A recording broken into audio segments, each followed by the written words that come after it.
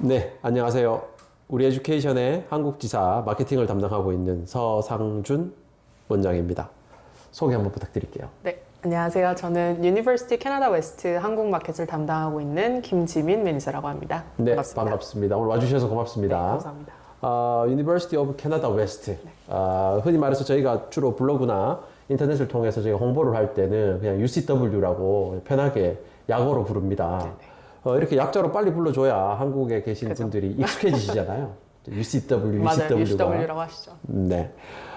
기존에 이제 UCW를 홍보하는 영상을 저희들과 함께 제작을 했고, 지금 한참 홍보 중에 있는데요.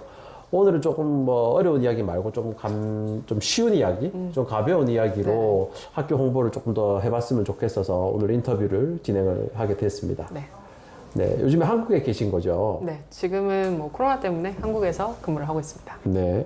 캐나다 학교 소속이신데 지금 캐나다를 못 가보신 지가 몇 년이세요? 못 간 지는 1년이 넘었죠. 네. 재택 근무하면 네. 학교에서 있던 피드백이나 압박이 좀 덜 하지 않나요? 그렇게 생각을 했지만 재택근무하면 똑같이 근무고 오히려 또 원격으로 빨리빨리 답장을 해줘야 되는 게 있어서 그런 부담감은 여전하더라고요. 네. 원래 이제 학교 이제 마케터 분들 모시고 저희가 학교 혹은 전공 소개를 보통 이제 시작을 보통 많이 하는데요. 사실은 UCW는 명확한 시장을 갖고 있습니다. 밴쿠버 이민을 하기 위해서 가장 좋은 건 학위를 높게 취득하는 거나 영어 성적을 높게 받는 것인데, 영어 성적은 어차피 그 각 학생의 개인 능력으로 하시는 거고, 결국 학위적인 장점이 있는 게 바로 UCW의 석사 과정이죠. 그죠. 그래서 이 MBA 코스에 대해서 간략하게 한번 설명해 주시고, 입학이 언제 가능한지 혹은 뭐 엔트리는 어떻게 되는지 간단하게 좀 설명을 부탁드리겠습니다. 네. 지금 말씀해 주신 석사 과정 같은 경우에는 말 그대로 MBA, Master in Business Administration을 말씀을 해 주시는 건데, 기본적으로 보통 MBA 석사다라고 한다면 자격 조건이 굉장히 까다로울 수밖에 없어요. 석사 과정이고 비즈니스 때문인데, UCW는 다양한 학생분들을 받아들이기 위해서 엔트리 레벨이라고 하는 게 조금은 다른 학교에 비해서 유한 편입니다. 네. 그래서 보통 한국에서 학사를 내가 경영학과를 졸업을 했다. 그리고 졸업 학점이 3.0 이상이다. 4.5 만점에 3.0 이상이다 라고 한다면 바로 다이렉트로 입학이 가능하시고요. 저는 비경영 전공인데요. 뭐 네. 예를 들어 영어 영문이라든지 아니면 공과대학을 나오셨다 하시는 분들도 3.0 이상이시면 지원이 가능하세요. 근데 이제 다만 바로 다이렉트로 입학을 하느냐, 아니면 MBA 파운데이션이라고 하는 말 그대로 MBA를 시작하기 전에 기본이 되는 과정을 듣느냐의 차이는 그 학생분이 갖고 있는 경력의 차이입니다. 사회 경력이 있으면 파운데이션이 면제될 수도 있고, 없으면 파운데이션을 들어야 될 수도 있다는 뜻이 되는 네, 건가요? 여기서 말하는 사회 경력 같은 경우에는 정확하게 매니저 레벨 3년 이상을 말씀드리는 거예요. 매니저 레벨이라고 하면 통상적으로 한국에서 매니저 직함들을 다이렉트로 쓰진 않습니다. 그런데 이제 과장 정도 되면 대체적으로 영문으로 이제 번역을 하면 매니저가 되는 건데, 과장 정도도 이제 인정이 되는 거죠. 그죠. 한국에서는 사실 과장님, 뭐 부장님 또는 팀장님, 그러니까 내 밑에 팀원들이 몇 명 있고, 또는 내가 갖고 책임감을 갖고 진행한 프로덕트가 있다라고 하는 게 매니저 레벨이기 때문에 그거를 감안을 해주셨으면 좋겠고요. 만약에 내가 좀 헷갈린다, 내가 정말 이 경력이 인정이 되는지 모르겠다라고 한다면 우리 에듀케이션을 통해서 문의를 먼저 해보시는 걸 추천드립니다. 보통 대리 직급도 있는데 대리도 될까요? 대리는 사실상 매니저라고 보기에는 어려워요. 네. 왜냐하면 그분들 같은 경우에는 본인 밑에 본인이 관리하는 팀원이 있는 게 아니기 때문에 네. 그분은 매니저 경력으로 봐주지는 않습니다. 네. 참고로 이제 UCW는 저희 같이 이제 중간에 있는 에이전트죠. 학생분들을 상담해서 보내드리는 입장에서 바라봤을 때는 MBA로 입학 허들이 가장 낮은 대학이라고 볼 수 있어요. 다만 우리가 명확하게 시장 컨셉을 잡아야 되는 건, UCW의 MBA를 졸업해서 내가 정말 재무적으로, 파이낸스적으로 어떤 뭐 월스트리트에 들어가겠다 하는 의지는 아니지 않겠습니까? 아무래도 이민이 목적이고 캐나다에서의 삶이 목적이기 때문에 사실 입학이 어려운 MBA 쪽보다는 UCW의 MBA 코스가 이민에 가장 유리하다는 거 미리 말씀드리고 시작을 하고 싶네요. 네. 주로 이제 한국에서 이민을 생각하시는 분들은 사실은 나이대가 좀 있으세요. 그렇죠. 뭐 20대 초반에 나는 이민을 하고 싶어요 하는 분들은 사실은 좀 적죠. 극소수죠. 지금 UCW의 학생들 중에 뭐 한국 학생을 예를 들어 주셔도 좋고요. 전체 학생을 예를 들어 주셔도 괜찮습니다. 20대, 30대, 40대, 50대까지 학생의 비율은 몇 프로씩 정도 될까요? 사실 MBA라는 거는 한국 학생뿐만이 아니고 전 세계적으로 봤을 때 그 코스의 특성상 20대, 그러니까 내가 학사를 졸업하자마자 지원하시는 분들은 굉장히 드물어요. 그래서 내가 어느 정도 이제 사회 경력이 있고 일을 하다가 가시는 분들이 있기 때문에 비율로 봤을 때는 20대 분들이 한 10%에서 20% 정도로 조금 네. 적은 편이고요. 네. 30, 40대가 가장 많습니다. 30대 분들이 한 제가 봤을 때는 40% 정도 되는 것 같고 네. 40대가 한 3, 40 정도 되고 40대도 의외로 높네요. 네, 맞아요. 그리고 이제 50대 되시는 분들이 한 10%에서 20%를 차지하고 있는데 학생분들 중에 나이가 가장 많으신 분은 이제 59세. 그러니까 한국 나이로 네. 하면 60 정도 되시는 거죠. 그 정도 네. 되는 MBA 학생 한 분이 계시는 걸로 알고 있습니다. 네.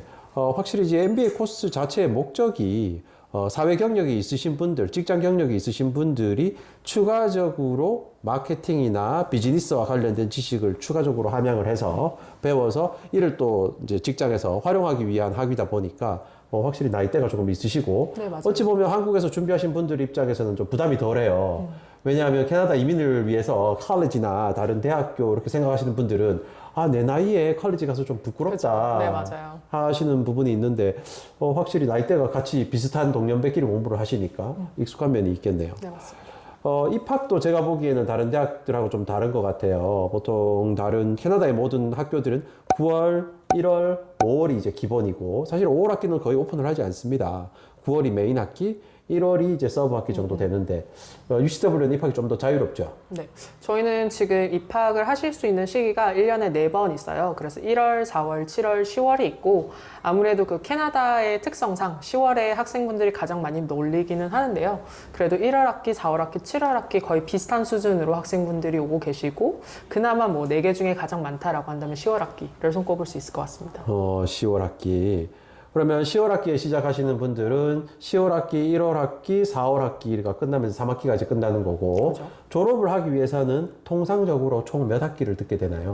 듣는 학기 수로 따지면 5학기. 그러니까 이거는 MBA 파운데이션을 안 듣고 그냥 MBA만 듣는다고 가정을 했을 때는 5학기를 듣게 되시는 거예요. 왜냐면 네. 한 학기에 보통 수강하는 과목이 3과목입니다. 네. 그래서 3과목씩 5학기를 들으면 총 15과목을 듣게 되는 거죠. 네. 그래서 5학기가 되면 프로그램 수료가 끝나는 거고요. 네. 내가 만약에 중간에 뭐 개인적인 사정으로 보통 뭐 자녀분 방학이라든지 네. 아니면 내가 좀 쉬고 싶다 뭐 네. 이런 이유로 저는 휴학을 하고 싶습니다 라고 한다면 그 휴학이 곧 방학의 개념이 되는 거예요. 근데 보통 통상적으로 학교에서 이제 추천을 드리는 거는 뭐 한 학기 하자마자 휴학하는 거는 일반적이지 않고요.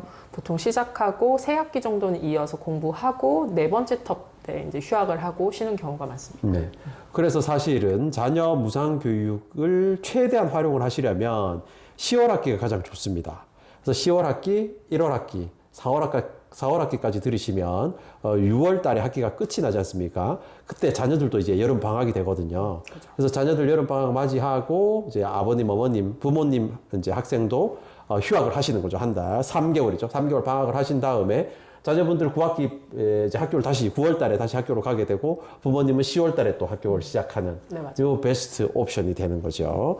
그래서 사실은 밴쿠버 쪽의 자녀 무상 교육이나 밴쿠버 이민에서 가장 유리한 학교 중 한 곳이 바로 UCW라고 볼 수 있습니다. 현재 한국 학생들도 제법 있는 걸로 알고 있고 당연히 다른 나라 학생들도 많은 걸로 알고 있어요. 지금 뭐 최근에 기억나는 재학생 케이스라든지 졸업생 케이스 중에 생각나시는 어떤 사건, 사고 혹은 이걸 슬기롭게 해결한 케이스가 있으면 한번 설명해 주시죠. 제가 그때 가장 힘들었던 건 아닌데 좀 학교가 유동적으로 학생들을 많이 도와주려고 하는구나라고 느꼈던 케이스가 이게 이제 밴쿠버의 자녀 무상으로 가시는 한국 분이었는데 네. 어머님이셨어요.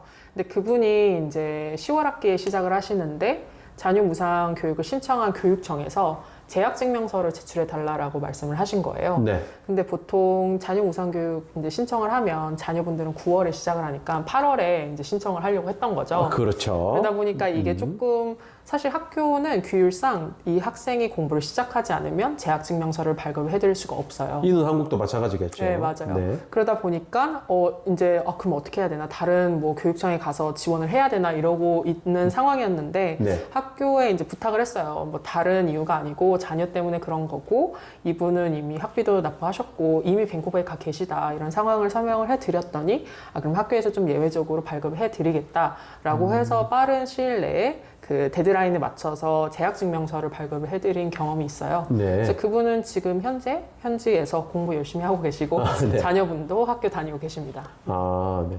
또 UCW의 장점 중에 하나가 UCW 캠퍼스가 다운타운에 있잖아요. 네.